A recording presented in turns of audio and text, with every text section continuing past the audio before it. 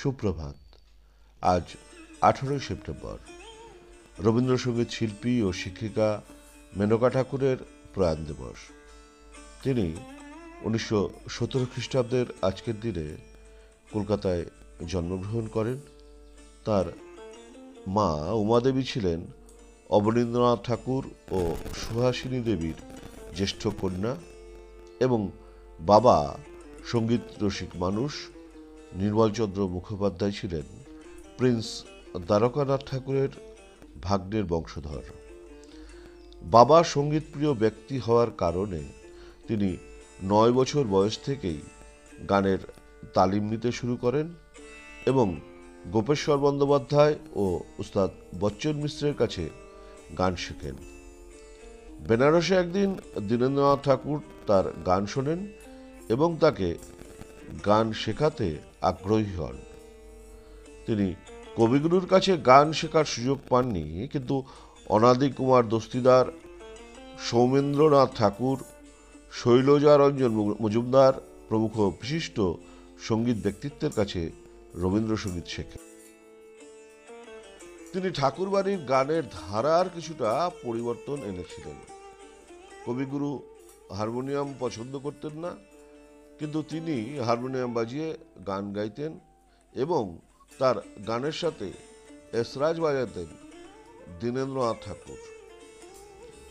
তার উদাত্ত সুরেলা কণ্ঠের সঙ্গে নিখুঁত সুরের মেলবন্ধন শ্রোতাদের মুগ্ধ করত।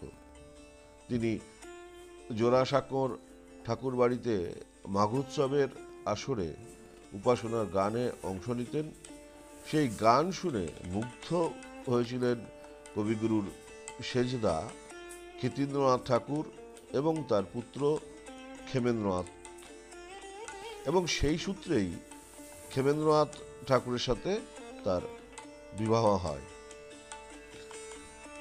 তার রেকর্ড হওয়া গানগুলির মধ্যে প্রথম গানটি ছিল এসো এসো আমার ঘরে, এসো আমার ঘরে, আর শেষের দিকের গানগুলি তোমার বিনা আমার মনোমাঝে, তোমার সুরের ধারাসহ বহু গান।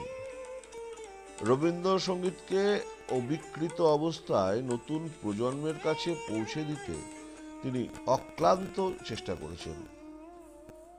কলকাতা এবং কলকাতার বাইরে ওড়িশার কটক, ভুবনেশ্বরে গিয়ে ওড়িয়া ভাষাভাষীদেরও রবীন্দ্রসঙ্গীত শিখিয়ে সর্বভারতীয় রূপ দেওয়ার প্রচেষ্টা করেছেন। দীনেন্দ্রনাথ ঠাকুরকে স্মরণ করে তিনি জোড়াসাঁকোর বাড়িতে গানের স্কুলের নাম রেখেছিলেন দীনেন্দ্র শিক্ষায়তন এবং তার গানের সংকলনটির নাম রেখেছিলেন ঠাকুরবাড়ির গান।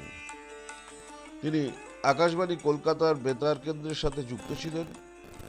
বৈতানিক, পারানি এবং বঙ্গীয় সঙ্গীত কলাকেন্দ্র সহ বহু শিক্ষা প্রতিষ্ঠান ও সাংস্কৃতিক সংস্থার সঙ্গে তার ব্যক্তিগত যোগাযোগ ছিল। প্রয়াণ দিবসে রবীন্দ্র অনুরাগী সঙ্গীত শিল্পীকে জানাই বিনম্র শ্রদ্ধা এবং প্রণাম। নমস্কার।